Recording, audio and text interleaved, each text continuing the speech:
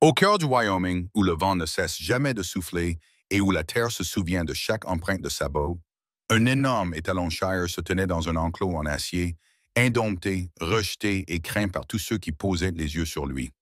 Il avait brisé des os, détruit des barrières et passé de ranch en ranch comme une malédiction dont personne ne pouvait le libérer. À la fin de la vente aux enchères, une chose semblait certaine.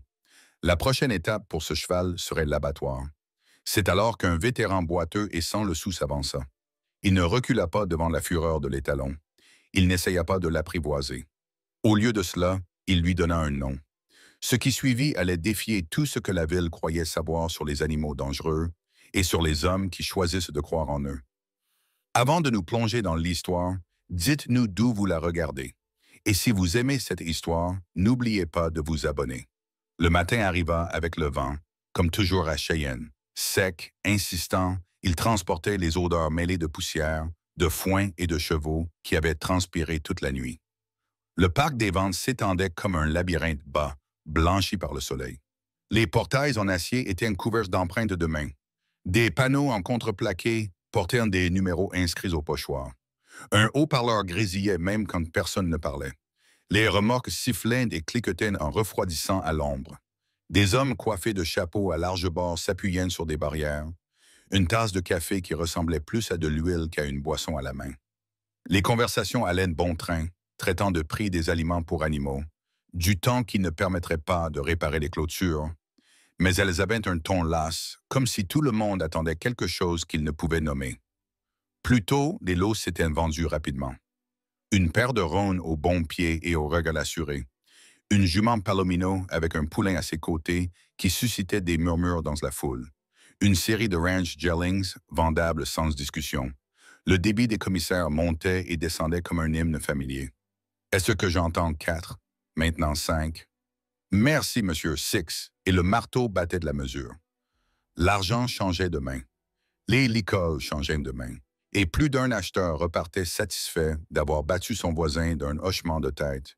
Puis les employés de la cour ont dégagé un passage et ont roulé la lourde porte qui fermait l'entrée d'un enclos qui avait été différent dès le début. Les rails y étaient plus hauts et renforcés. Les montants verticaux portaient les traces d'un frottement violent qui avait fait sauter la peinture. Deux garçons prirent leur poste de chaque côté avec une expression qui disait qu'ils savaient ce qui allait se passer et qu'ils auraient préféré être ailleurs. L'autre 14. L'étalon était trop grand pour son ombre, un Shire dont les os et les muscles pouvaient encore être contenus par un nom. Près de 19 mains au garrot, noir comme une tempête qui aurait oublié la mer. Son homme tomba en corde, émêlé le long d'un cou qui semblait fait pour pousser des granges. Sa queue fouettait l'air avec le poids d'une corde. Le long de son flanc gauche, une cicatrice semblait avoir été laissée par une barre de fer. Il ne faisait pas les 100 pas, mais revendiquait plutôt le petit carré de terre sous ses sabots. Ses pattes avant étaient bien plantées, ses postérieures recroquevillées. Lorsqu'il leva la tête, ses tendons se gonflèrent sous sa peau et ses yeux, profonds et sombres, se posèrent sur les visages et les fixèrent comme un défi. Il frappa une fois la barrière avec son sabot avant. Tout l'enclos trembla. Les hommes qui s'étaient toujours tenus un peu trop près des clôtures reculèrent sans dire un mot. Quelqu'un murmura « Jésus » et quelqu'un d'autre dit « Chou » sur le ton qu'on utilise avec des enfants au bord d'un précipice. Un employé leva un bloc-notes et lut ce que tout le monde savait déjà par bribes. Étalon, âge indéterminé, probablement 6 ans. Poids estimé à 200 kilos. Il trébucha, puis changea d'unité. Homme de ses saints de billions, 3 anciens propriétaires incapables de l'entretenir. Antécédent de défaillance de la barrière. Incident ayant entraîné des blessures à un soigneur. L'étalon secoua la tête et frappa à nouveau la barrière. L'acier résonna. « Quel cheval d'enfer !» dit un homme près de la barrière.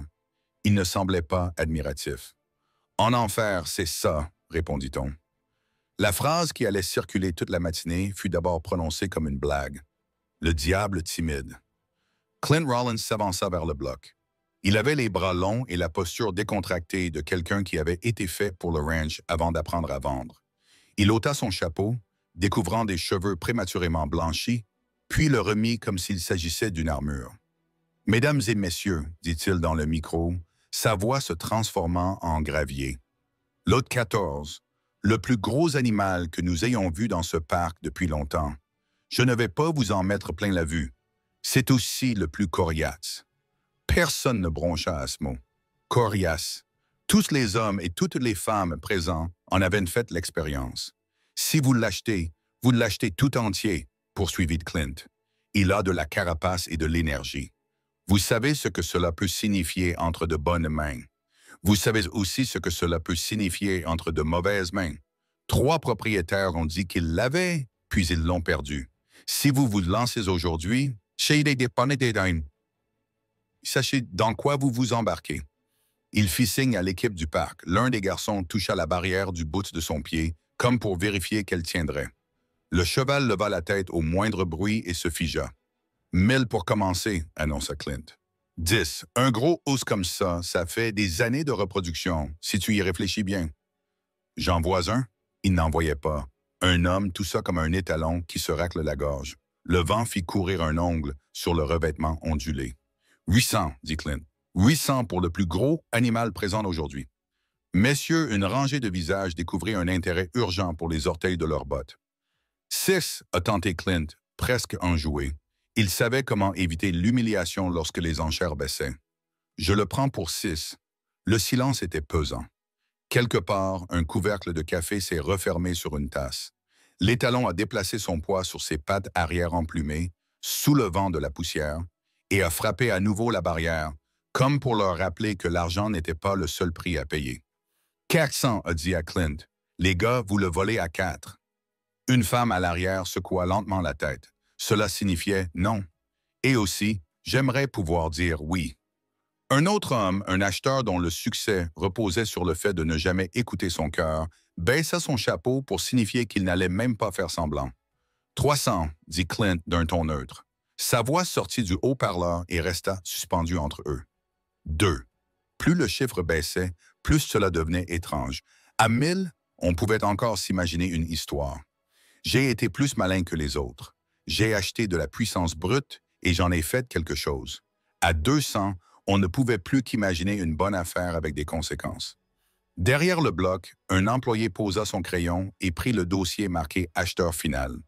L'oreille de l'étalon remua au bruit du papier avec la précision d'une machine. N'importe qui, dit Clint. Il avait l'air fatigué maintenant. Quelqu'un qui s'y connaît. Vous ne trouverez pas un animal comme celui-ci. Cela se serait terminé alors de manière brutale, comme se terminent les enchères, si un homme à l'ombre n'avait pas fait un pas en avant et levé la main comme pour demander la permission de parler à l'école. Il n'avait pas l'air amer. La trentaine, les genoux de son jean étaient élimés par la poussière et les coudes de sa veste militaire étaient usés par le temps. Sa barbe était à la fois longue et mal rasée. Il boitait comme un vieil ami. Si vous l'observiez assez longtemps, et Clint avait observé tout le monde, vous voyez qu'il soulageait une jambe sans y penser, puis se forçait à remettre tout son poids dessus parce qu'il n'aimait pas l'idée de favoriser un membre. Son regard était fixe, sans être dur. Il semblait avoir appris à regarder les portes avant de les franchir. 150. Il ne l'avait pas dit fort, mais cela s'était propagé. Les têtes se tournèrent comme si elles étaient montées sur une charnière. L'oreille de l'étalon remua à nouveau, moins à cause du chiffre que du changement soudain dans la respiration autour de lui. Clint repoussa son chapeau en arrière et plissa les yeux dans la lumière aveuglante jusqu'à ce qu'il trouve la source. « Monsieur, dit-il, et même à travers le brouhaha, sa voix était douce. Vous savez sur quoi vous enchérissez? »« Oui, répondit l'homme. Un petit silence, puis une vague de commentaires s'éleva sans atteindre le large. Il ne tiendra pas une semaine. Ce type cherche à se faire tuer. Il croit peut-être qu'il a un tour de magie dans son sac. L'enchérisseur ne les regardait pas. Il regardait le cheval. Ce n'était pas le regard d'un dompteur évaluant un combat. C'était quelque chose qui laissait penser que l'animal pouvait le regarder en retour. « Comment vous appelez-vous » demanda Franklin. Ce n'était pas strictement nécessaire pour la vente. C'était nécessaire pour l'histoire dans laquelle ils s'engageaient tous. Ethan Cole. Clint hocha la tête comme si ce nom était associé à une histoire qu'il respectait. « Ethan, dit-il d'une voix forte, je ne dis pas cela pour vous effrayer. Je le dis parce que j'ai passé trop de temps dans les hôpitaux avec des hommes qui juraient pouvoir lire dans les pensées des chevaux. Celui-ci a son propre caractère. Êtes-vous sûr de vouloir l'emmener chez vous? Ethan serra les mâchoires comme s'il voulait réduire une pensée à la taille d'un mot. « Je vois quelque chose dans ses yeux, dit-il. Ce n'était pas de la bravade, ce n'était pas de la poésie. Juste une affirmation tranquille qui suggérait que voir lui avait coûté quelque chose dans d'autres pièces et d'autres pays. Le regard de Clint se porta sur le stylo, puis sur l'étalon qui s'était figé comme un morceau de fer coulé devant la foule, qui voulait du spectacle et qui avait maintenant ce qu'il ne fallait pas. Il enroula le marteau une fois, comme pour dire que la miséricorde serait de mettre fin à l'incertitude. « Vendu ». Il prononça le mot en montant et descendant la voie selon le rythme ancien. Le lot de 14 est adjugé à M. Ethan Cole pour 150 $. La cour sembla pousser un soupir de soulagement mêlé d'une pointe d'amertume et, pour être honnête, de peu de gratitude que cette chose ait trouvé un autre propriétaire qu'eux. Le commissaire passa le dossier de « à abattre » à « vendu ». Le papier froissa, une feuille de carbone devint bleue, un tampon frappa le coin avec un bruit humide. Sur un bloc-notes, quelqu'un encercla une ligne qui dégageait le parc de toute responsabilité en cas de caisse ou de blessure. Une fois que le lot 14 eut roulé sur le gravier, le commis dit « signé ici, initial ici et ici ». L'étalon frappa le sol et une nouvelle trace de métal brillant apparut à l'endroit où son fer avait touché la barrière. Ethan signa. « Prenez tout le temps qu'il vous faut », lui dit Clint d'une voix plus douce s'éloignant de Mike. « Personne ne vous presse. » Ethan acquiesça d'un signe de tête. Il ne prit ni corde ni équipement ostentatoire. Il marcha jusqu'à la barrière et s'arrêta à 1 mètre de là, les mains ouvertes sur les côtés. Le cheval tourna sa grande tête vers lui et souffla si fort que la poussière s'éleva des planches. Il donna 2 coups de sabot impatients sur le sol et leva le cou comme pour se faire plus grand. « Doucement », murmura quelqu'un, sans que l'on sache très bien à qui. Ethan ne fit ni signe de silence ni de coup. Il resta simplement debout, laissant l'air le traverser comme le vent traverse l'herbe. L'oreille de l'étalon se tourna, puis l'autre. De longues secondes s'écoulèrent. Un oiseau chanta, mais personne ne lui prêta attention. Puis la tête lourde se déplaça d'1 millimètre, ni vers l'avant ni vers l'arrière, juste dans un angle qui signifiait qu'il avait choisi de regarder cet homme en particulier avec ses 2 yeux.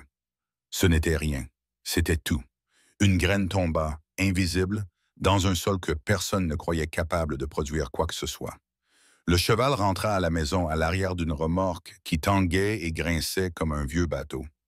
Le conducteur était de ces hommes qui avaient appris à limiter la conversation à la vitesse du trafic. Il parlait comme il conduisait, lentement et prudemment. « Signez ici aussi », dit-il à Ethan à la porte, en lui tendant un autre bloc-notes par la fenêtre de la cabine. « Livraison en bon état, fin de la responsabilité. » Derrière eux, l'étalon se jeta contre la cloison, comme pour tester la résistance de la structure. Une fois de plus, la remorque répondit par un bruit métallique qui résonna dans les os de tous ceux qui se trouvaient à proximité. « Vous avez quelqu'un pour vous aider à décharger ?» demanda le chauffeur. « Je m'en charge », répondit Ethan. Le chauffeur jeta un coup d'œil à la longue étendue de terre au-delà, aux clôtures rapiécées et à la remise basse dont le toit semblait avoir négocié avec le vent récent et en être sorti indemne. Il se frotta 2 doigts sous la lèvre inférieure, pensif, puis secoua la tête, comme pour chasser une pensée. Le type à la décharge m'a dit que celui-là était un vrai cauchemar pour les portails, avait-il ajouté. Fais gaffe à tes genoux, elles ne repoussent pas. Je ferai gaffe, avait répondu Ethan. Et c'était tout. Au fond de son terrain, Ethan avait construit un enclos provisoire avec les meilleurs matériaux qu'il pouvait se permettre et tout ce qu'il avait pu récupérer, en enfonçant profondément de nouveaux poteaux et en ajoutant des renforts transversaux là où les anciennes sections fléchissaient. Il recula la remorque jusqu'à la porte en panneau et resta immobile pendant une longue minute avant d'abaisser la rampe, laissant le cheval entendre le souffle du champ vide derrière lui. Lorsqu'il déverroula la porte, l'étalon sortit brusquement, trébucha d'un demi-pas lorsque ses sabots touchèrent la terre, puis retrouva son équilibre comme un rocher qui reprend sa dignité après avoir roulé. Il se précipita dans le coin le plus éloigné, se retourna et fit face à Ethan comme s'il s'était donné rendez-vous pour un duel à l'aube. « Il y a de l'eau là-bas », dit Ethan en désignant l'abreuvoir du menton. « Nourris-le quand tu seras prêt. » Le cheval testa chaque ligne de l'enclos comme si elles avaient insulté sa mère. Il pressa sa poitrine contre un panneau jusqu'à ce que le verrou chante, puis se redressa, le nez en l'air, aspirant toutes les odeurs. Ce nouvel endroit offrait deux propriétés au bétail. Un ruisseau quelque part qui n'avait pas coulé depuis juin. La faible odeur musquée d'un homme qui vivait principalement seul. Il ne buvait pas. Il ne mangeait pas. Il fit un cercle serré qui dessina sa silhouette dans la poussière et resta debout comme un soldat dans une tranchée. À la tombée de la nuit, le vent se leva à nouveau et fit trembler tout ce qui n'était pas cloué au sol. Ethan dormait d'un sommeil léger et agité, comme dormant les hommes lorsque ce qu'ils possèdent risquent de les posséder en retour. Il se réveilla plusieurs fois au bruit des sabots de l'étalon qui frappaient les rails avec un claquement sec et métallique. Cela déclencha une réaction en chaîne dans toute la propriété. Les poules se mirent à caqueter, le chien du voisin a aboyé, puis le silence redevint plus lourd une fois les bruits éteints. Vers 2 heures du matin, un nouveau bruit s'est ajouté au vacarme et au cliquetis, comme des dominos tombant sur une vieille table, et Ethan s'est levé d'un bond, les bottes aux pieds, une lampe de poche à moitié allumée à la main. Il a trouvé un poteau d'angle incliné d'1 degré et l'étalon debout exactement là où il était. Il ne haletait pas, ne bavait pas. Un destructeur patient qui répertoriait ses points faibles. Le matin révéla les dégâts que l'obscurité avait dissimulés. Un support était tordu. 2 planches avaient cédé. La mangeoire en acier était froissée comme un chapeau sur lequel on aurait marché par inadvertance. Ethan se mit à réparer, car c'était ce qu'il fallait faire. Il remit les poteaux en place et gagna sur sa colère. Il se répétait des vérités à voix haute pendant qu'il travaillait. Le cheval n'était pas malveillant. C'était un cheval. La première semaine s'écoula au rythme des réparations. À 2 reprises, l'étalon réussit à s'échapper. Une fois en franchissant un loquet qu'il n'aurait pas dû pouvoir manipuler, une autre fois en sautant par-dessus une barrière. Il aurait dû rester bloqué. Mais à chaque fois, Ethan le suivit à travers la propriété, décrivant des demi-cercles de plus en plus larges, le cœur battant à toute rompre, conscient du désastre qui pourrait se produire si l'animal choisissait la mauvaise clôture pour saut. À 2 reprises, le cheval s'est laissé faire sans charger, reniflant avec mépris, mais se déplaçant là où l'homme exerçait une pression. À la fin d'une longue journée qui avait commencé à l'aube et s'était ensuite répétée, Ethan ferma le panneau et appuya son front contre la fraîcheur d'un poteau. Il n'avait pas prononcé le mot « erreur », mais celui-ci planait, aussi précis qu'un clou sur une planche. Au milieu de la 2e semaine, il déplaça l'étalon dans le coin le plus éloigné du terrain, derrière un talus, où peu de bruit parvenait et où peu de gens passaient. Il y installa des poteaux plus lourds, creusa un trou si profond qu'il toucha l'argile et dut la mouiller pour pouvoir continuer. Il le renforça avec de l'acier qu'il avait récupéré dans un corral abandonné que quelqu'un avait laissé rouiller. La porte pivotait assez facilement, mais Ethan y ajouta quand même une 2e chaîne et un mousqueton qu'il pouvait manipuler avec ses gants épais. L'eau venait d'un tuyau et de la gravité obstinée. La nourriture était servie dans un seau qu'il poussait à travers un espace, puis retirait comme un homme glissant une offrande sous la porte d'une prison. « Ce n'est pas pour toujours, dit-il au cheval à travers les barreaux, juste le temps que nous apprenions à mieux nous connaître. » L'étalon aplatit les oreilles et souffla. Il prit le foin entre ses dents avec délibération et le jeta, puis sembla se souvenir de sa faim et se retourna pour manger à grandes bouffées. Quand Ethan se retourna pour partir, « On n'a pas tort de pas partir. » Le cheval suivit son mouvement de ses yeux qui disaient qu'il n'avait rien manqué et n'avait pas l'intention de commencer maintenant. Le 4e matin dans le nouvel enclos, une camionnette couverte de poussière s'engagea dans l'allée et s'arrêta près de la maison. Maggie Torres en descendit avec l'aisance de quelqu'un qui a longtemps travaillé avec des créatures qui ne demandent pas la permission d'être elles-mêmes. Elle portait son stéthoscope comme un bijou et tenait une trousse de vétérinaire qui avait été emballée et déballée 1000 fois sur des haillons. « Vous êtes Ethan, dit-elle en tendant la main. Clint m'a appelé. Il m'a dit que vous vous étiez acheté un problème. » « On dirait, répondit Ethan, et son sourire rapide indiqua qu'il appréciait les hommes qui ne lui faisaient pas perdre son temps avec des fanfaronnades. Elle observa d'abord l'étalon depuis la clôture. Certaines choses se voient de loin. La façon dont un animal tient ses pattes, où il place ses oreilles lorsqu'on ne lui donne aucune information. Le cheval la laissa entrer dans son champ de vision, puis lui montra délibérément son épaule, ce qui, chez les équidés, signifie « je te vois et je ne m'intéresse pas à toi ». Il a un bon corps, dit Maggie à voix basse. Trop bon pour ce qu'il a subi. Soit il est trop dur pour ressentir la douleur, soit il est trop expérimenté pour la montrer. Tu peux t'approcher de lui? Pas sans faire de dégâts inutiles, répondit-elle. Et je ne vais pas lui lancer une fléchette juste pour satisfaire ma curiosité. Ses yeux m'en disent assez. Que te disent-ils? Que les gens ont été le problème et que la solution ne s'est pas encore présentée. Elle fit ce qu'elle pouvait sans le toucher. Elle le regarda manger, jugea la précision de sa mastication. Elle l'observa bouger, à la recherche d'un signe de boiterie ou d'une attitude particulière. Il n'y en avait aucun. Elle écouta sa respiration lorsqu'il fit un tour plus long autour de l'enclos et hocha la tête en entendant le son profond et clair. Quand il s'est arrêté et l'a regardé, elle l'a regardé aussi. Et pendant un instant, ils étaient simplement deux animaux dans un champ essayant de se comprendre. « Il va bien », a-t-elle fini par dire. « Aussi bien qu'une cloche d'église. C'est le cerveau qui est endommagé, et on ne peut pas faire de radiographie pour ça. Alors, qu'est-ce que je fais? Du temps, a-t-elle répondu. De la constance. N'y allez pas avec quelque chose à prouver, et n'y allez pas avec l'envie d'une histoire. Donnez-lui à manger quand il a faim.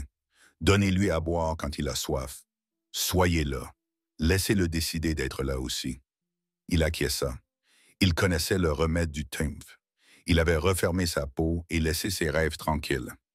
La nouvelle de l'achat se répandit dans la communauté comme toutes les nouvelles, s'étirant un peu ici, se resserrant là, comme une corde qui relie de nouvelles opinions entre elles. Hank Morrison, qui avait été propriétaire de l'étalon pendant 21 jours terribles l'hiver précédent, se présenta un après-midi où la chaleur pesait sur les champs comme une main. « Je pensais que tu serais assez malin pour ne pas être aussi stupide, » dit Hank en guise de salutation. C'était un homme dur, rendu encore plus dur par des paris perdus et des nuits blanches. Il s'appuya contre la clôture et plissa les yeux pour regarder le cheval, un muscle de sa joue se contractant sous l'effet d'un souvenir. « Tu l'avais, » dit Ethan. « Je l'avais comme un homme à une tornade, » répondit Hank. « Elle passe sur ta maison et ensuite tu comptes ce qui reste. Celui-là. » Il désigna l'enclos d'un mouvement du menton. « On te tuera avant qu'il ne te fasse le cadeau de te faire confiance. Demande-moi comment je le sais. »« Comment le sais-tu? » Hank ricana. « 3 côtes à 6 mètres d'oreilles arrachées et une main qui ne reviendra jamais chez moi. Je ne dis pas ça pour me vanter. Je le dis pour que tu puisses mettre ta fierté de côté avant qu'elle ne te mette à terre. » Ethan serra les lèvres. « J'apprécie l'avertissement. »« Vende-le, » dit Hank, « ou mette-le dans le camion qui mettra fin à sa vie. Il n'y a pas de mal à savoir où se trouve la limite. » Il partit sans serrer la main. La poussière s'éleva derrière lui comme un rideau qui tombe. Ce soir-là, Ethan s'assit sous le porche, fatigué comme si on avait versé du sable dans ses articulations. Le soleil se couchait derrière les collines basses. Le vent s'engouffra sous son col, puis sembla oublier ce qu'il voulait de lui. Au loin, on entendait le martèlement régulier des sabots sur la terre battue, puis un silence qui avait sa propre tonalité. Il pensa aux chiffres et à la façon dont ils s'effaçaient dans la réalité. 150 $, 2 box perdus, 3 avertissements donnés. Rien de tout cela n'avait autant de poids que ce bref instant précis où, lors de la vente aux enchères, un cheval l'avait regardé dans les yeux sans se cabrer. Il était ridicule de placer ses espoirs dans quelque chose d'aussi insignifiant, mais l'espoir n'avait jamais été une monnaie sensée. Il imagina le dossier passer de abattage à vente. Il imagina le gavel. Il imagina à quel point l'histoire aurait pu facilement prendre une autre tournure et combien de fois cela s'était déjà produit dans sa vie. Il dit dans le silence, « Je ne suis pas prêt à abandonner. » Le chevalier prit ces mots et ne les renvoya pas. Quelque part dans le champ, l'étalon souffla et transféra son poids d'une hanche à l'autre, produisant un son semblable à celui d'un homme qui acquiesce sans le vouloir.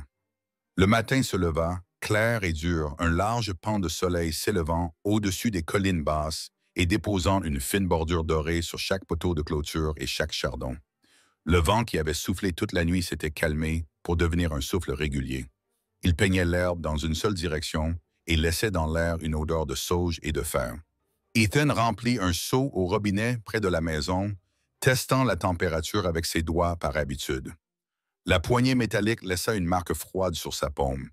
Il marcha lentement jusqu'à l'enclos le plus éloigné, posant ses bottes de manière à ne pas racler le gravier, gardant son corps immobile, comme s'il s'approchait d'une pensée effrayante qu'il ne voulait pas effrayer.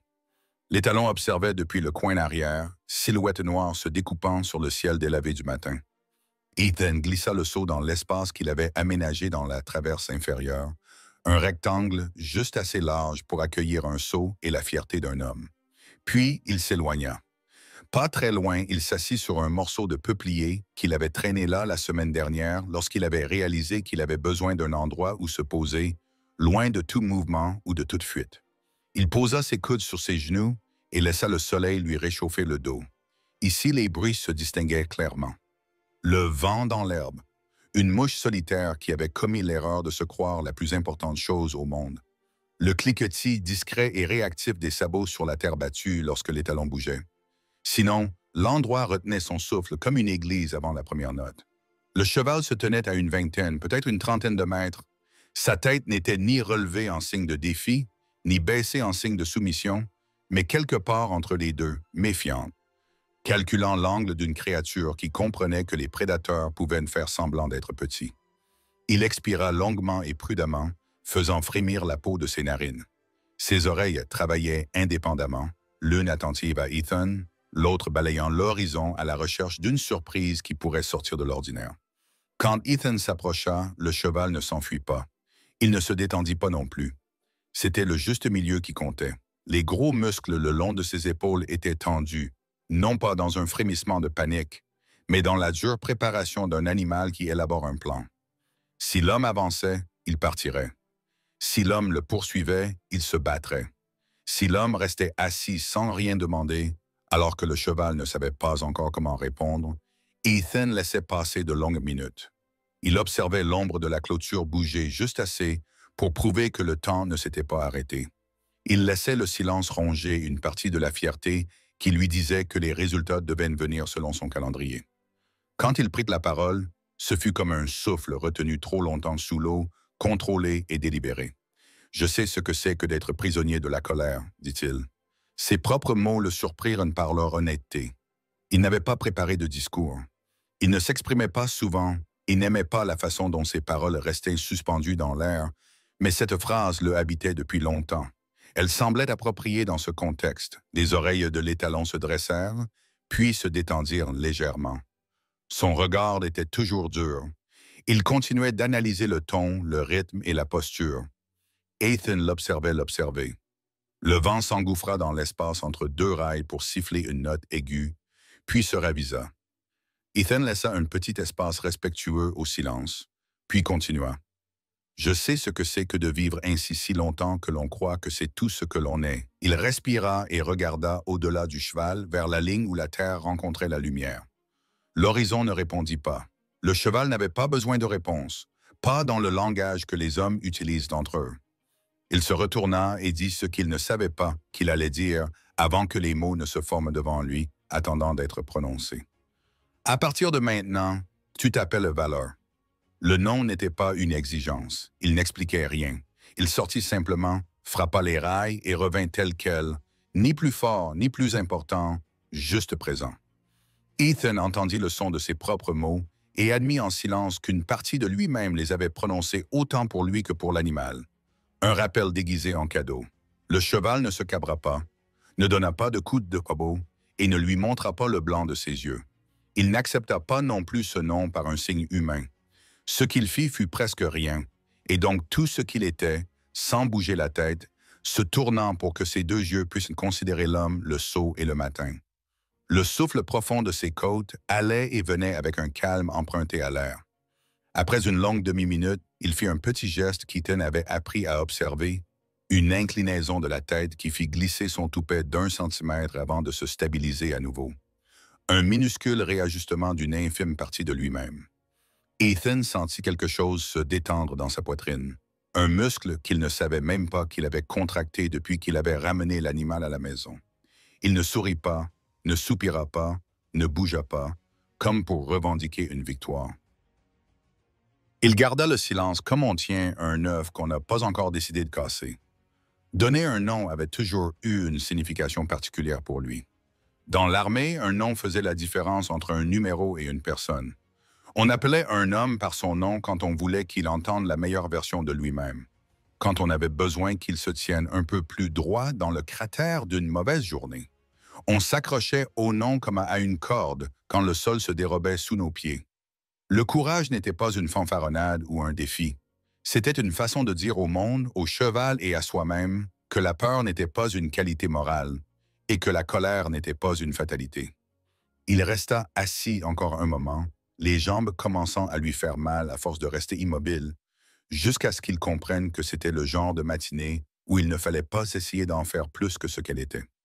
Il se leva si lentement que l'étalon put voir son intention avant qu'il n'agisse, et recula de 2 pas, puis de 3, puis de 5.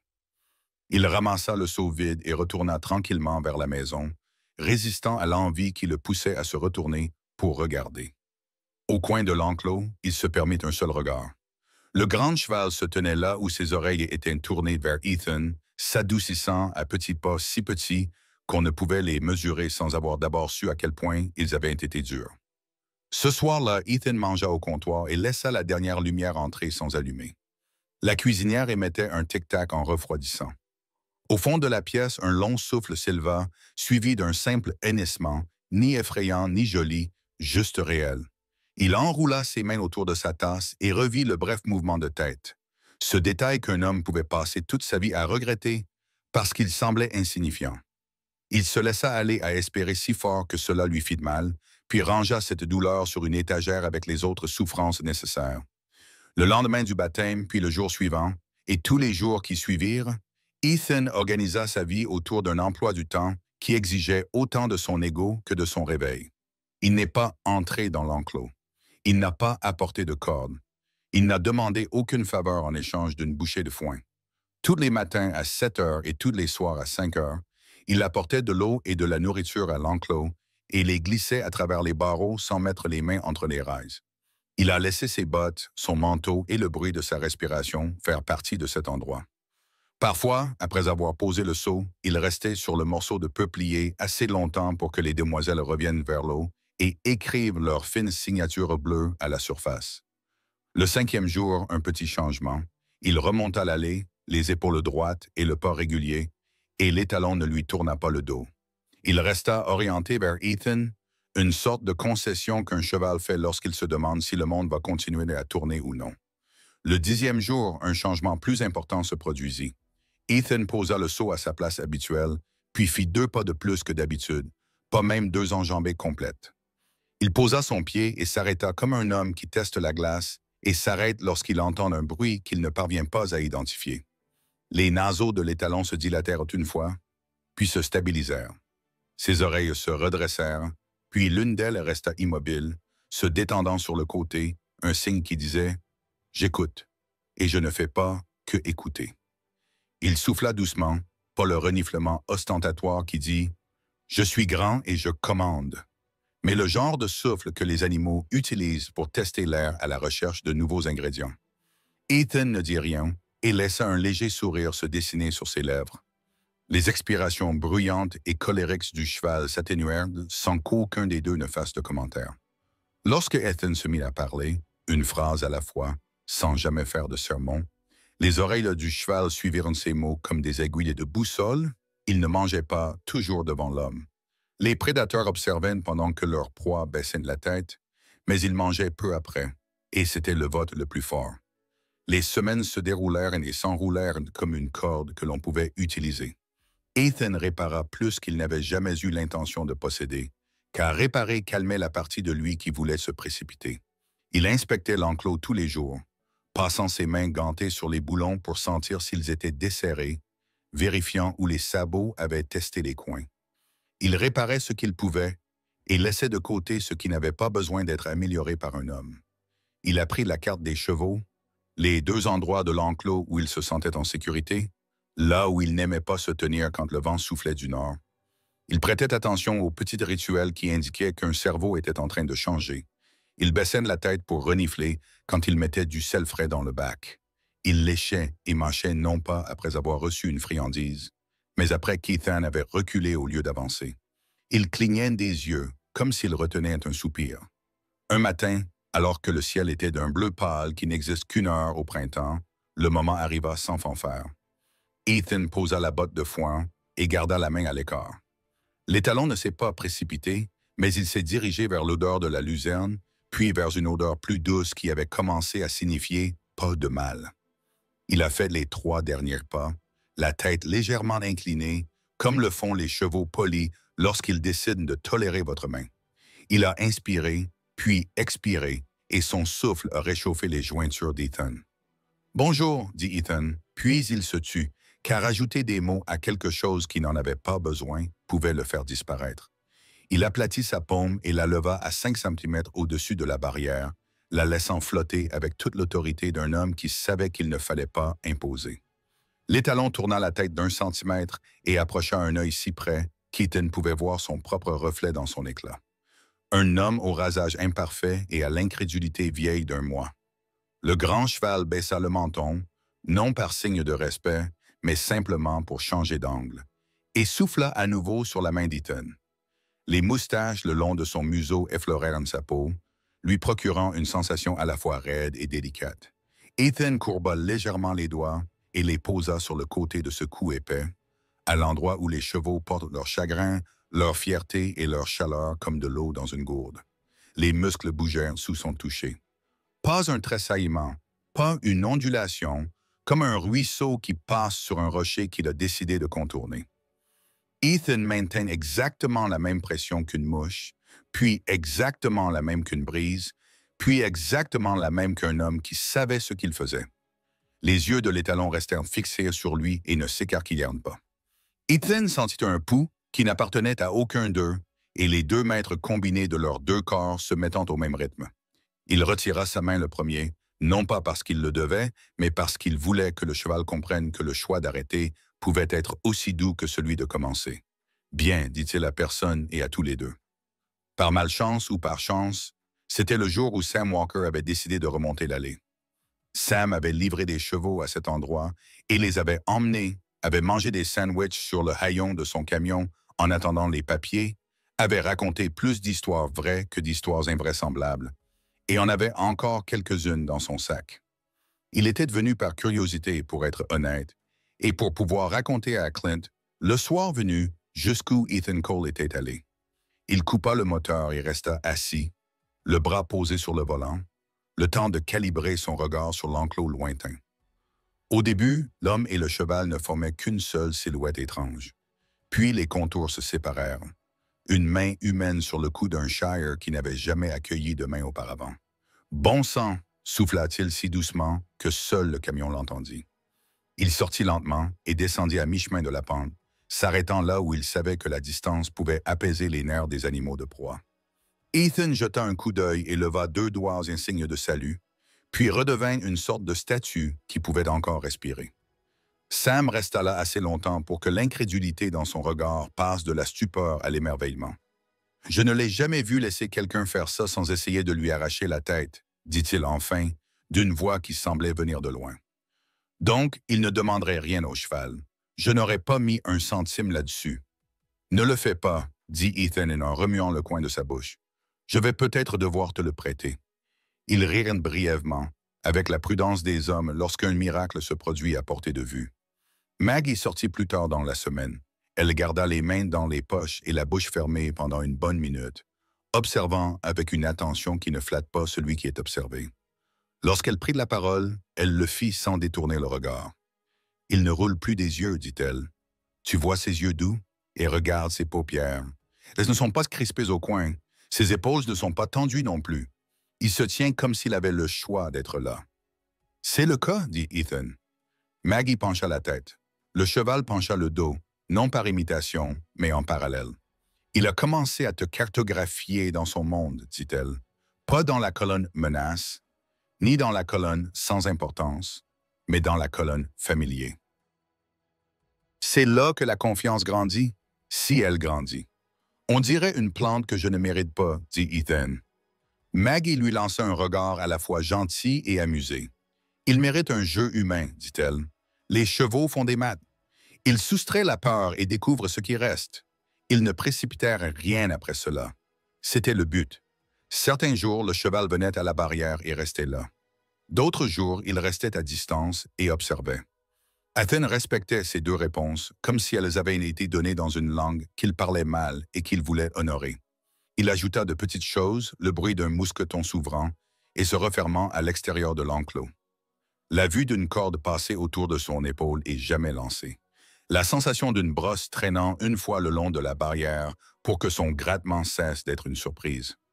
Une fois, hors d'une averse violente et soudaine, l'étalon s'est électrisé au premier coup de tonnerre et a retrouvé sa vitesse d'Anton, courant autour du périmètre dans un arc serré et dangereux que l'enclos pouvait à peine contenir. Ethan s'est éloigné de la barrière jusqu'à n'être plus qu'une petite ligne sous un ciel immense. Et il a attendu, et le cheval a ralenti parce que rien ne le poursuivait. Un matin qui sentait la pluie, mais qui n'a pas plu, Ethan a essayé le licol. Il s'y prit comme on demande à un chien timide de prendre une friandise, en s'éloignant jusqu'à ce que l'offre devienne le retrait. Il glissa la muserolle et souleva la sangle de la couronne sans la baisser, la laissant simplement suspendue au-dessus du poteau, afin que le cheval ait le temps de décider si le poids de cet objet nouveau était une insulte ou une réalité. Le courage dont Ethan avait fait preuve en commençant à prononcer le nom de l'animal, sans en faire tout un plat, lui permit de rester debout. Ses jambes étaient bien campées. Ses yeux restaient fixes et curieux. Ethan abaissa la sangle, puis la souleva, et l'étalon suivit son mouvement d'1 millimètre, ce qui suffit. La deuxième fois, le cuir se mit en place et se boucla, et le souffle du cheval devint régulier, comme celui d'un homme endormi. Dans l'allée, un pick-up tournait au ralenti. Sam était revenu exprès, cette fois avec du café et un gobelet en carton, afin que la scène ait quelque chose d'ordinaire. Il regarda Ethan poser la paume de sa main sur l'écrou du licol, faire avancer le cheval d'un pas à gauche, d'un pas à droite, puis se tenir à ses côtés comme un homme se tient à côté d'un ami, attendant que le reste du groupe arrive. « Bénisse-moi, dit Sam doucement. Regarde ça. » Ethan ne quittait pas le cheval des yeux. Tous les jours ou tous les 2 jours, il me dit qu'il me donne quelque chose que je n'ai pas mérité. Ou il te donne ce que tu as fait. Sam répondit que cela avait simplement pris plus de temps à se manifester. Lorsque Maggie revint à la fin de la semaine, elle n'eut besoin que de 30 secondes pour acquiescer. La peur est à peine visible. Elle dit que les museaux sont doux, les queues ne sont pas serrées. Il est en train d'assimiler, il ne se braque pas. C'est un animal différent de celui que vous avez acheté. On dirait le même, dit Ethan, c'est juste une autre façon de le voir. Elle sourit à ces mots. Continuez comme ça. Les pires erreurs se produisent quand on pense que le film est terminé et qu'on essaie de faire défiler le générique trop tôt. Ethan ne l'a pas fait. Il a terminé la plupart de ses journées comme il avait commencé la première, en rentrant à la maison sans demander de rappel. Il tournait au coin de l'enclos et jetait un coup d'œil parce qu'il ne pouvait s'en empêcher. De plus en plus souvent, le grand cheval était là et le regardait. Il n'avait pas les oreilles rabattues, ni le regard creux d'un prédateur, juste un regard présent qui disait que 2 vieux soldats avaient appris à se tenir sur le même bout de terre sans que l'un ait besoin de posséder l'autre. La nuit s'installait lentement, comme un ivrogne qui devient de plus en plus bruyant dans une pièce dont on ne peut pas sortir. Le ciel avait été d'un gris malsain tout l'après-midi, et le soir venu, il s'était épaissi en une couche de nuages si bas qu'on pouvait sentir leur poids peser sur nous. Des éclairs violets continuaient de zébrer le ciel au loin, trop éloignés pour être entendus au début. Quand le bruit finit par se faire entendre, il n'était pas aigu. C'était le grondement sourd d'un train approchant dans une vallée, le genre de bruit que l'on ressent plus dans la poitrine que dans les oreilles. À 21 heures, le vent s'était installé à tous les coins de la maison, cherchant des points faibles. Il faisait vibrer le tuyau du poêle jusqu'à ce que le fer résonne comme un tambour. Les branches s'agrippaient aux avant-toits et se brisaient dans les peupliers. De temps en temps, le vent changeait suffisamment de direction pour claquer une porte moustiquaire contre le mur, puis reculait avant de revenir plus fort, comme s'il apprenait les défenses de la maison. Ethan était assis à la table de la cuisine, encore botté, attendant le genre de signe qu'on ne peut ignorer. Quand il vint, ce n'était pas un bruit, mais le sentiment que quelque chose dans l'obscurité était passé de la tension au danger. Il attrapa son manteau à la lueur de sa lampe torche et sortit dans la tempête. L'air froid avait un goût métallique et âcre d'ozone, un avertissement que tous les enfants des fermes des plaines apprennent avant même de savoir leur propre nom. Dans l'enclos le plus éloigné, Valor était déjà en mouvement, la tête haute, la queue battant l'air, arpentant la clôture arrière d'un pas nerveux. Ses oreilles remuaient et se fixaient sur chaque craquement de bois dans le vent. Le grand cheval n'était pas encore en pleine panique, mais sa peau ondulait sur ses flancs comme celle des animaux qui tentent de fuir un sentiment. « Doucement, mon garçon !» cria Ethan par-dessus le vent, mais ses mots ne dépassèrent pas la première traverse. L'odeur dans l'air lui indiquait qu'il n'avait que quelques minutes, peut-être moins, avant que le front de la tempête ne frappe. Cela se produisit entre deux rafales. Un violent vent de travers descendit la pente en hurlant et s'engouffra dans la vieille remise comme dans une voile. Le toit se déchira dans un crépitement de clous qui se détachaient et tout le mur droit se courba de manière inquiétante avant de s'effondrer vers l'extérieur. Les poteaux de la clôture gémirent. Le fil de fer se détendit à un endroit et se tendit à un autre. Le bruit du bois qui se fendait était si fort qu'il le sentit dans ses dents. Des planches se mirent à tournoyer dans l'obscurité. Ethan était à mi-chemin de la porte lorsqu'une lourde poutre du toit, l'une des traverses principales, se détacha et s'abattit comme un marteau. Il ne la vit que dans le faisceau de sa lampe torche avant qu'elle ne le frappe au-dessus du genou. Sa jambe se plia et il s'écroula dans la boue, la poutre lui clouant les deux tibias. Une douleur fulgurante lui parcourut la cuisse et s'installa derrière ses yeux dans un éclat blanc. « Valor !» cria-t-il, mais sa voix n'était qu'un fil sous le vacarme de la tempête. Il appuya ses paumes contre la poutre et poussa. Elle ne bougea pas. La pluie froide venait de commencer à tomber sérieusement, balayée par le vent, piquant ses joues comme du gravier. Du coin de l'œil, il vit la silhouette noire de l'étalon se précipiter dans l'espace ouvert où la clôture était tombée. L'instinct de survie. L'espace était là et la prairie ouverte l'appelait. Aucun cheval avec son passé n'aurait pu faire autre chose.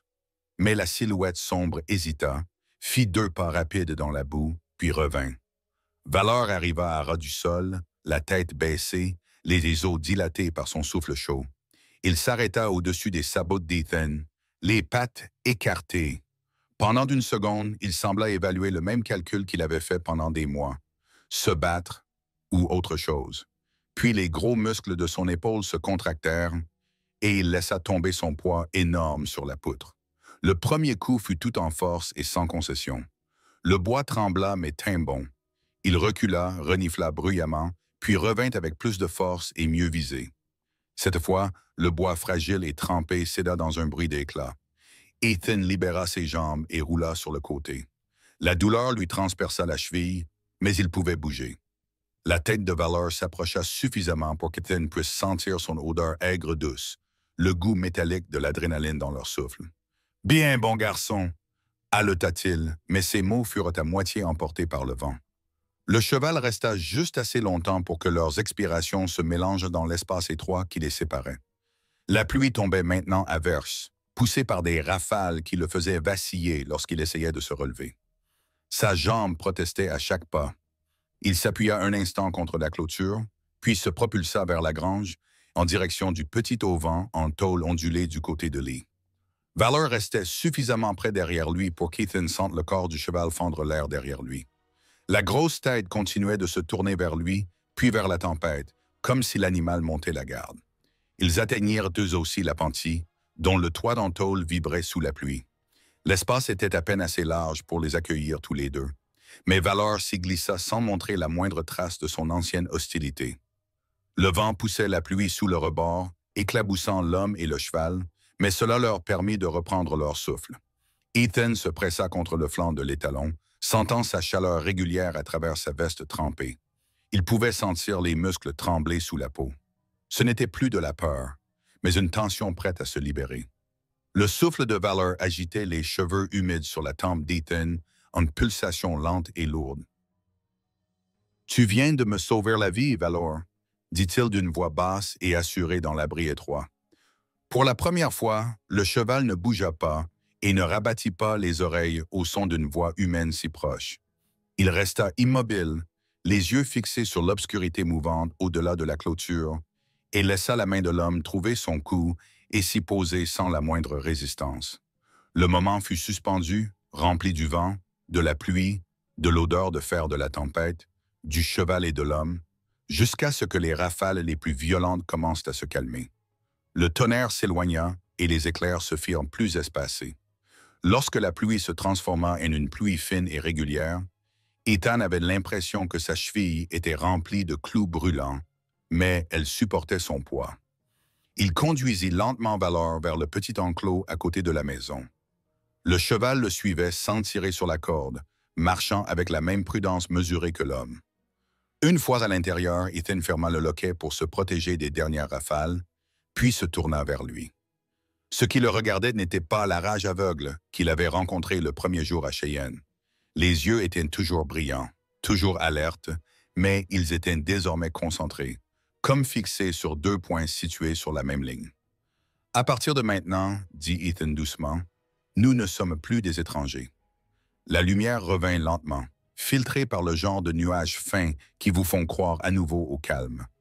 La cour semblait avoir été traversée par la tempête, qui avait emporté des souvenirs, des branches dépouillées du couvercle de la poubelle de Barca à mi-chemin de la route, les longues planches éparpillées de l'abri de Valor. Ethan était à genoux à côté de l'enclos provisoire, remettant en place une barre transversale d'une main et massant sa cheville de l'autre, lorsqu'il entendit le crissement des pneus sur le gravier mouillé. Un camion de transport de bétail cabossé s'arrêta, éclaboussé de boue jusqu'à mi-hauteur des rails. Clint Rollins en descendit le premier, les épaules larges dans son manteau en toile cirée. Hank Morrison le suivit, son chapeau enfoncé sur la tête pour se protéger de la bruine. Aucun des deux hommes ne souriait. « Eh bien, dit Clint en balayant du regard les dégâts. « J'ai entendu dire que vous aviez passé une nuit d'enfer. » Hank jeta un coup d'œil vers l'enclos. « Je me doutais bien que nous vous trouverions à l'abri si nous vous trouvions. » Ils étaient venus. Ethan savait qu'il fallait confirmer. Soit il avait abandonné, soit le cheval avait fait ce que tout le monde attendait de lui. Il se contenta de faire un signe de tête vers le coin le plus éloigné. Valor se tenait là, la tête penchée par-dessus la barrière, les regardant arriver. Ethan entra, une corde enroulée dans la main. Sans se presser, sans faire de démonstration, il passa la boucle autour du cou de Valor et la glissa en place. Le cheval remua une oreille mais ne bougea pas. Il baissa le museau et donna un petit coup à l'épaule d'Ethan, plus par curiosité que par exigence. Son fils s'empêcha de regarder Ethan conduire le cheval à travers les débris des murs effondrés. Les grands sabots se frayaient un chemin entre les éclats et les clous, sans même tirer sur la corde. Côte à côte, ils traversèrent la cour comme deux hommes se dirigeant vers la même destination. « Je n'aurais jamais cru voir ça, » murmura Hank. Ce cheval ne laissait personne s'approcher à moins d'1 mètre sans essayer de lui arracher la tête. Le camion du vétérinaire de Maggie arriva peu après. Elle embrassa la scène du regard, l'enclos dépouillé, le cheval calme, la boue sur le manteau d'Ethan. Elle fit le tour de Valor pour vérifier qu'il n'avait pas de coupure ou de gonflement, puis recula. « Ses yeux sont doux, nota-t-elle. Ses naseaux ne sont pas dilatés, ses muscles sont détendus au niveau du cou. Ce n'est plus un cheval sur ses gardes. » Clint croisa les bras. « Alors, qu'en pensez-vous, docteur? » « Mon avis, dit-elle, c'est que vous avez devant vous le résultat d'une lente confiance. Pas de refus du licol, pas de lutte avec la corde, pas de peur au premier abord, juste en se présentant et sans lui donner de raison de se défendre. Que ce soit intentionnel ou non, Ethan a mené sa propre thérapie. » Elle jeta un coup d'œil à Ethan. « C'est rare. Et avec un cheval dans cet état, c'est presque du jamais vu. » À midi, l'histoire avançait plus vite que le système météorologique qui avait apporté la tempête. Clint l'avait transmise à 2 marchands en ville, et avant qu'ils aient fini leur café, une demi-douzaine de versions circulaient déjà. Dans certaines, Valor avait brisé son enclos pour rejoindre Ethan. Dans d'autres, il était resté debout toute la nuit pour le protéger du vent. Chaque récit rendait le cheval plus grand, plus courageux, et la nuit plus froide, plus humide, plus mortelle.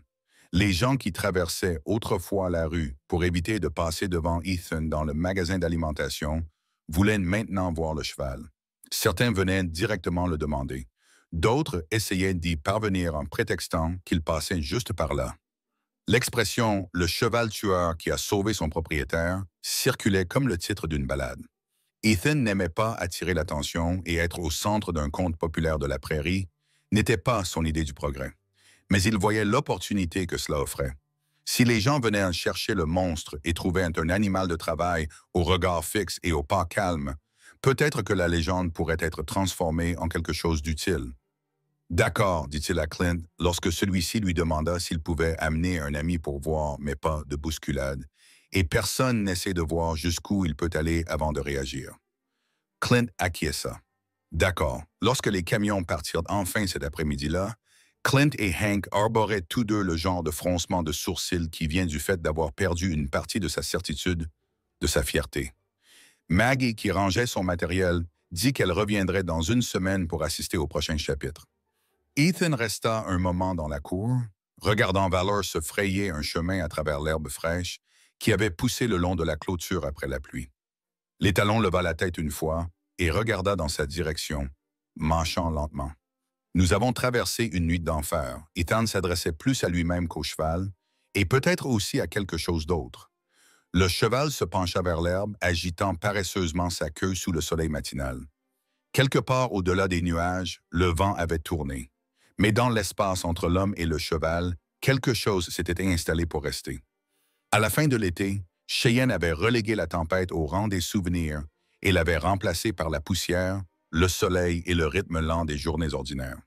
Si vous empruntiez les routes secondaires ou coupiez à travers les lignes de section en direction de la ville, il n'était pas rare d'apercevoir Ethan et Valor au loin, avançant ensemble comme une seule et même idée.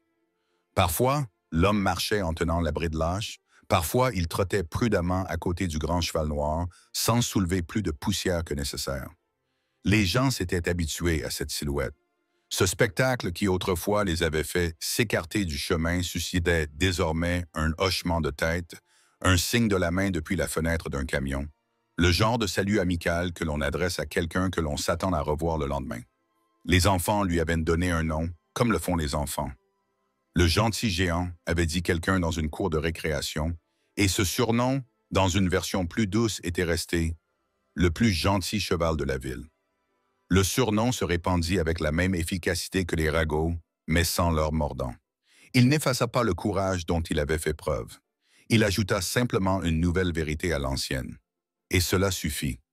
À l'épicerie, un éleveur qui avait autrefois dit à Ethan qu'il avait perdu la tête lui demanda maintenant des nouvelles du cheval par son nom. Au café, 2 tables plus loin, une serveuse se pencha et dit « Je l'ai vu sur la route sud ce matin.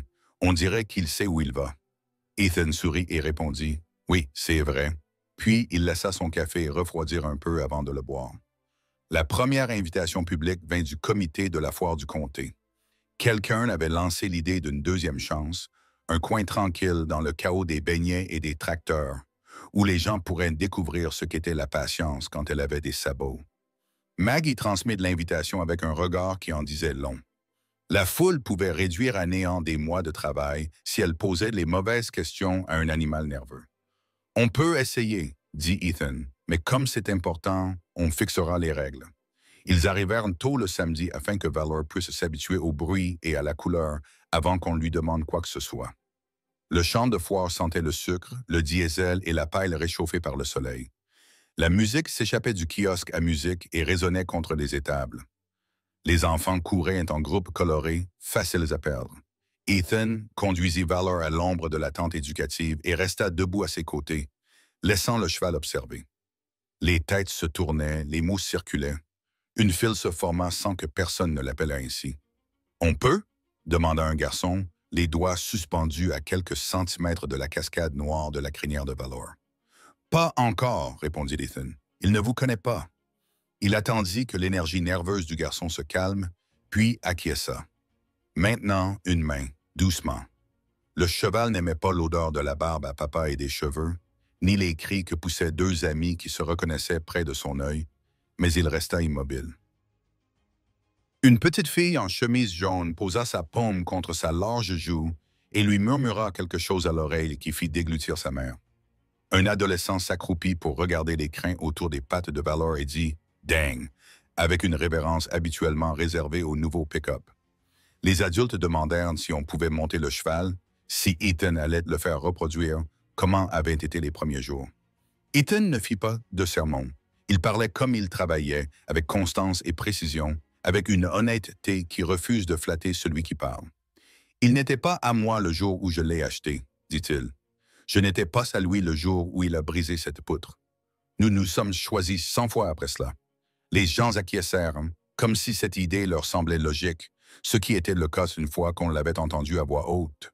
Montrez-nous quelque chose, demanda quelqu'un depuis le fond, sans méchanceté, mais avec la curiosité de quelqu'un qui avait payé son entrée. Ethan leva la main et ouvrit les doigts. Valor fit un pas en avant et s'arrêta. Ethan tourna l'épaule. Valor balança ses hanches vers la gauche dans un arc lent et prudent, puis vers la droite. Ethan tapota une fois la corde contre sa cuisse, et le cheval baissa la tête à hauteur du garrot, comme un pont-levis qui s'abaisse. « Ce ne sont pas des tours, dit Ethan. C'est une conversation que nous avons depuis un certain temps. » Après la foire, le téléphone se mit à sonner. Maggie les mit en relation avec un groupe de sauvetage basé à Laram et un refuge situé à l'est, vers Pine Bluffs. Les organisateurs voulaient quelque chose de pratique. Ils parlèrent d'ateliers, mais Ethan préférait l'après-midi. Ils rassemblèrent une douzaine de soigneurs dans un enclos bien plat et bien ombragé. Ethan ne fit pas de discours. Il montra. Il se plaça de manière à être visible à la fois par les gens et par le cheval. Il ne faut pas coincer un animal à qui on a appris à craindre les coins. Il a dit qu'il avait laissé Valor s'approcher, puis s'éloigner, comme un métronome qui marque le rythme de la patience. Vous lui donnez une issue. Il apprend que vous n'êtes pas une menace. Ensuite, vous lui demandez des choses mesurables et réalisables. Tête baissée. Un pas, deux pas. Il n'a pas dit « faites-moi confiance ». Il a laissé la confiance s'installer naturellement, grâce à la répétition et à l'équité. Ils se sont entraînés à mettre le licol sur des barils en plastique avant de passer à des animaux vivants. Des photos ont été prises. Pas le genre où l'on enlace l'animal comme un trophée, mais prises à mi-distance pour que tout le monde soit dans le cadre. Une femme avec un Mustang nerveux a versé une petite larme lorsque le gel de sa main a touché le nez de l'animal et y est resté. « Vous allez détester ça les premières semaines », leur a dit Ethan à la fin. « Vous aurez l'impression que rien ne se passe. Si vous avez l'impression que rien ne se passe, c'est que vous faites probablement bien. » Les écoles ont suivi. Il s'avère que les enseignants reconnaissent une leçon quand elle se présente à leur porte. Un directeur les a invités sur le bitume un jeudi. Les élèves de CM1, armés de bloc-notes et d'un enthousiasme sans pareil, ont formé un cercle au bord du terrain de basket. Valor se tenait au milieu, la tête haute mais détendue, les oreilles tournées pour repérer chaque nouvelle voix. « Est-ce qu'il a peur ?» a demandé un garçon, déjà prêt à réconforter le cheval si la réponse était oui. « Bien sûr, répondit Ethan. Il vient d'apprendre à le gérer. » Il toucha sa poitrine avec deux doigts, puis ouvrit la main. « Comme les humains. C'est le plus grand cheval du monde ?» demanda une fille. « Loin de là, répondit Ethan. Et la classe rit avec cette insouciance propre aux enfants quand un adulte refuse de leur faire des promesses exagérées. Il laissa quelques-uns des plus courageux s'approcher sous sa main. « Ne vous approchez pas en cachette, leur dit-il. Les animaux de proie sont nerveux quand on les approche en cachette. Laissez-le vous voir et restez honnête quant à l'endroit où vous vous trouvez. » Les enfants acquiescèrent solennellement, puis firent exactement ce qu'il leur avait montré. Les paupières de Valor s'adoucirent. Sa lèvre inférieure s'affaissa légèrement. Sa grosse tête s'inclina juste assez pour qu'un garçon vêtu d'un sweatshirt Bronco se sente grand. Plus tard, lorsque les enseignants rassemblèrent la classe sur les marches pour parler des secondes chances, Ethan resta en retrait près de la clôture, la corde du licou de Valor dans la main. Il écouta les enfants essayer de transposer cette histoire dans leur propre vie. L'ami qui avait déménagé et était revenu différent. Le chien qu'ils avaient adopté à la fourrière et qui s'était caché pendant 3 jours avant de dormir la tête sur leurs pieds. Le grand frère qui avait eu des ennuis et qui était venu à tous les matchs cette saison-là. Sur le chemin du retour vers la caravane, Valor souffla doucement par le nez, soulevant une mèche de cheveux d'une fille qui gloussa sans l'effrayer. Pendant un instant, on aurait dit que le monde savait comment être doux. Le changement d'avis de Clint fut public, comme à son habitude. Le centre communautaire organisa une collecte de fonds cet automne-là, avec une tombola, une vente aux enchères silencieuse et une table couverte de tartes. Clint prit le micro dans une salle qui avait entendu sa voix vendre tout et n'importe quoi, des selles anciennes au poulain prometteur. Il portait le même chapeau que le jour où il avait vendu le lot 14 à un homme dont personne ne pensait qu'il tiendrait une semaine. J'ai dit la vérité ce jour-là.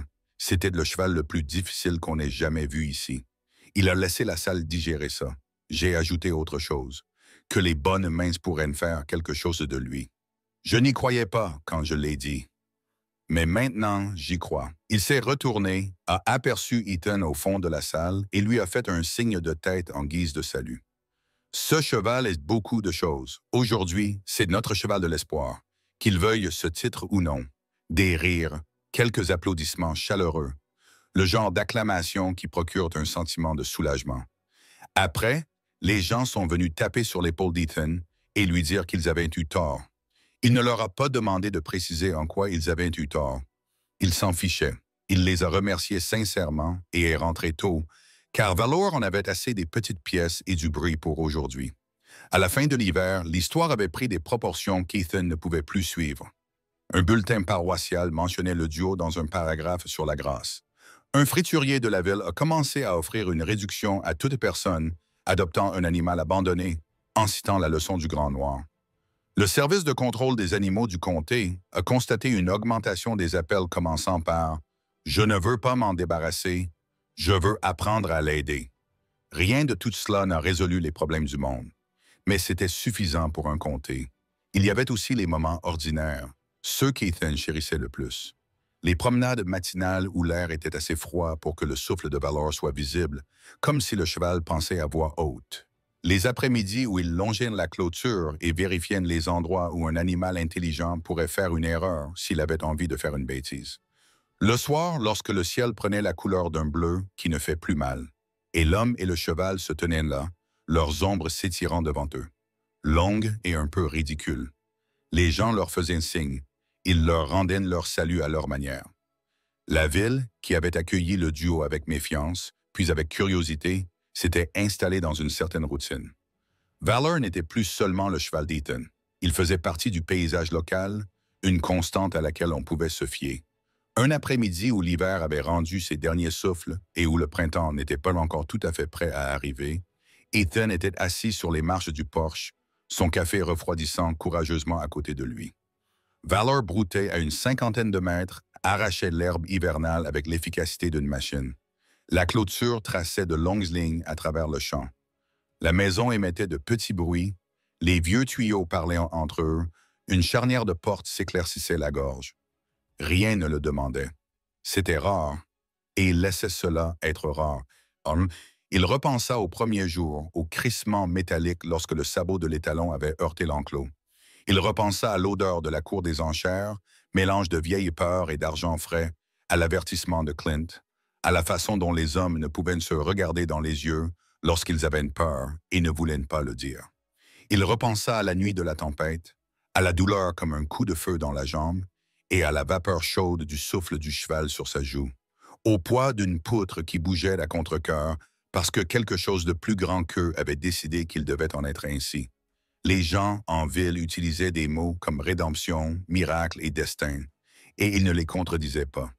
Mais lorsqu'il classait cette histoire dans sa mémoire, il la rangeait sous les rubriques travail, temps et chance qui ressemblent à de la grâce. Le plus important, ce qui le touchait dans les moments de calme, ce n'était pas que la bravoure avait changé.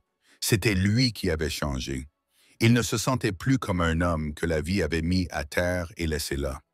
Il se sentait comme une version adulte du garçon qu'il avait été avant que le sable, la chaleur et les ordres ne bouleversent son fond intérieur. Une personne sur laquelle on pouvait compter. Il n'essayait pas de réparer quoi que ce soit d'important. Il nourrissait ce qu'il avait promis de nourrir. Il tenait compagnie à un animal qui avait appris à lui tenir compagnie en retour. Il pouvait vivre avec ça. Valor leva la tête au bruit des pas sur le gravier. Ethan n'avait pas l'intention de se lever, mais il l'avait fait, et le cheval l'avait entendu. Les oreilles pivotèrent, puis la tête, puis tout le corps imposant se retourna et se mit à errer vers la clôture comme un ami qui se dirige vers le porche. Ethan alla à sa rencontre. « Salut », dit-il. Ce simple mot, dans le langage secret de cet endroit, signifiait une douzaine de choses. Le cheval souffla doucement et toucha le dos de la main d'Ethan avec son museau, puis le laissa là un peu plus longtemps que nécessaire. Il n'y avait là aucun artifice, aucun plan. C'étaient simplement deux êtres vivants qui faisaient ce que leur corps leur demandait de faire. La balade n'était pas prévue. Elle ne l'était presque jamais les jours qui comptaient. Ethan alla chercher la selle et la selle de travail simple et les installa avec l'aisance acquise au cours de 100 après-midi tranquilles. Valor se tenait droit, non pas dans une immobilité d'entraînement, mais parce que cela lui convenait pour faciliter la montée. Le cuir grinçait de cette manière satisfaisante et honnête que le vieux Tac adopte lorsqu'il a vu la sueur, les intempéries et la patience. Il traversait en ne champ, ni en se pressant, ni en ralentissant le rythme d'une marche qui touche les quatre coins et revient sur ses pas. Le vent du soir transportait l'odeur du foin sec et de l'herbe nouvelle. À part égale, une promesse et un souvenir se mêlaient. Les alouettes des prés brodaient leurs petits chants argentés sur les poteaux de la clôture. La terre s'étendait devant eux comme un long souffle. Ethan laissa la pluie s'allonger jusqu'à ce qu'elle ne soit plus qu'une suggestion. Il avait appris avant même d'avoir un cheval que le contrôle est souvent une posture et que la confiance est une meilleure corde. Les oreilles de Valor oscillaient entre l'horizon et le moindre mouvement des mains d'Ethan, entre les possibilités du monde et le présent de l'homme. Aucun des deux ne semblait annuler l'autre. Ils franchirent la petite élévation qui donnait à la propriété un aspect plus vaste qu'elle n'était en réalité, puis laissèrent la gravité les descendre de l'autre côté, où le lit du ruisseau était encore légèrement alourdi par les eaux résiduelles de l'hiver. Pendant longtemps, ils ne firent rien qui vaille la peine d'être raconté. La chose elle-même était le récit. Les sabots sur la terre, le souffle dans l'air, la subtile négociation permanente entre l'équilibre et la direction. C'est cela, l'écriture, quand elle est bienveillante. Le corps d'Ethan lui révélait des vérités qu'il ignorait parfois lorsqu'il était immobile. Son épaule ne lui faisait pas mal à cheval comme lorsqu'il dormait. Sa cheville blessée ressemblait moins à un sac de pierre qu'à un membre qui lui appartenait. Sa poitrine se détendit encore un peu, le cliquet se débloquant après des mois de lâcher-prise prudent. Ce n'était pas que la guerre ou les années qui avaient suivi avaient cessé d'exister. C'était plutôt qu'ils avaient trouvé leur juste place dans un jour de déménagement. Plus petits qu'un cheval, plus petits qu'un ciel, occupant leur place sans diriger tout le spectacle. Ils rentrèrent chez eux aussi facilement que la marée se retourne. Les ombres s'allongèrent en une seule nappe sur le sol bas. Le soleil descendit et devint alors plus doux, embrassant les contours des objets qui avaient été trop nets à midi. Il sentit la pensée monter avant de la formuler, comme on sent un rire monter dans la poitrine avant qu'il n'échappe à la bouche. Tout le monde n'a pas la chance de trouver une raison de continuer, dit-il d'une voix basse pour qu'elle ne s'envole pas. Toi et moi, nous avons eu la chance de nous trouver. Valor secoua les oreilles en arrière puis en avant et secoua sa crinière dans un petit grondement. Il souffla de cette manière particulière qui semble signifier « d'accord », si l'on veut bien l'entendre ainsi. Ethan posa sa paume sur l'épaisse encolure et sentit la chaleur du cheval monter à travers la peau, les os et la vieille peau. Ils continuèrent à marcher jusqu'à ce que la maison les retrouve. Il n'y avait pas d'applaudissements à la porte, pas de confettis. Le monde n'avait pas tamisé les lumières et ne leur avait pas fait de révérence. Le meilleur moment, celui qu'Ethan essaierait plus tard d'expliquer à un enfant qui lui demanderait quel avait été le plus beau jour de sa vie, était celui-ci. Il ne se passa rien de spécial lorsqu'ils dételèrent. Il desserra la sangle, fit glisser la selle. Il laissa une main sur le muscle où elle se trouvait, et le muscle ne broncha pas. Il lâcha Valor et le cheval ne s'enfuit pas, mais fit 2 pas et baissa la tête pour brouter, comme s'il avait confiance que le sol resterait où il était. Des vaisselles s'entrechoquèrent dans une cuisine à 3 kilomètres de là. Un chien aboya après un lapin, puis après son propre écho. La dernière lueur disparut du ciel comme si quelqu'un tournait doucement une page pour ne pas la déchirer. Ethan s'assit sur la traverse supérieure, les bottes accrochées à la deuxième, et regarda la grande silhouette noire se déplacer lentement et tranquillement derrière la clôture. Il ne fut pas le premier à penser que la ville lui avait pris ce dont elle avait besoin. L'histoire, la leçon, le symbole. Et cela ne le dérangeait pas. Les symboles étaient utiles et l'utilité comptait beaucoup ici. Mais ce qu'il gardait, ce qu'aucun titre ne pouvait partager, était à la fois plus petit et plus grand. C'était le silence de 2 êtres qui avaient cessé d'exiger des preuves l'un de l'autre. Quand il rentra enfin, il laissa la porte entr'ouverte pour mieux entendre le chant. La maison était la même que ce matin-là. Lui, non. Il dormit avec la fenêtre entr'ouverte, l'air nocturne entrant et sortant comme une marée, et se réveilla une fois au son d'un cheval soufflant doucement dans l'obscurité. Il sourit sans s'en rendre compte, et le sourire resta. Il y aurait d'autres jours. Certains seraient faciles, d'autres non. Le temps ferait ce qu'il avait à faire. Les clôtures tiendraient jusqu'à ce qu'elles ne tiennent plus. Le travail continuerait. Mais cette soirée s'inscrivit dans sa vie comme une pierre angulaire, discrète, essentielle, supportant tout le poids afin que les autres n'aient pas à le faire. Dehors, Valor s'arrêta de brouter et leva la tête vers le porche, comme s'il comptait les pièces qu'il ne pouvait pas voir, et l'homme endormi à l'intérieur. Puis il baissa à nouveau la tête et retourna à la simple tâche d'être en vie. Merci d'être resté avec nous jusqu'à la fin de cette histoire. Nous aimerions connaître votre avis. Partagez vos impressions dans les commentaires ci-dessous et dites-nous quelle partie vous avez préférée. Si vous avez apprécié ce voyage, n'oubliez pas d'aimer, de partager et de vous abonner à notre chaîne pour découvrir d'autres histoires captivantes comme celle-ci. Et ne manquez rien. Cliquez sur la cloche de notification pour être informé de nos dernières publications. Votre soutien compte énormément pour nous.